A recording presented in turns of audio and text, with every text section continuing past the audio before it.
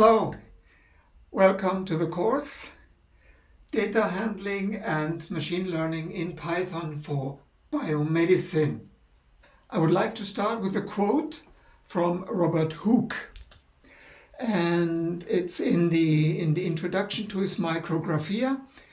I found most proper for drawing the representations of those small objects I had occasion to observe, by which he was referring to the microscopic objects under that newly invented microscope that he was using to discover a new world of data that was unknown before his time.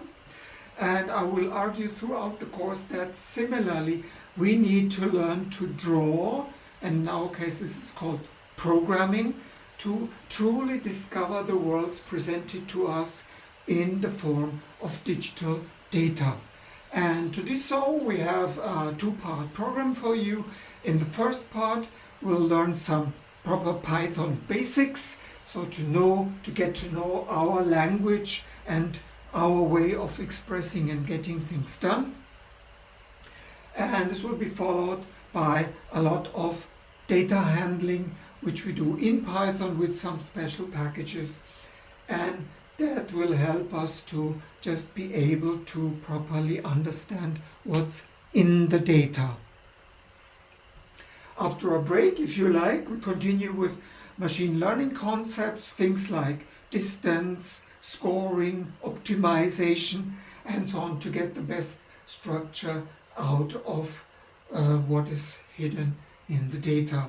And we'll end with our final projects, if you like, where we try to do some discovery, see if we find some interesting new features that haven't been known before in the data.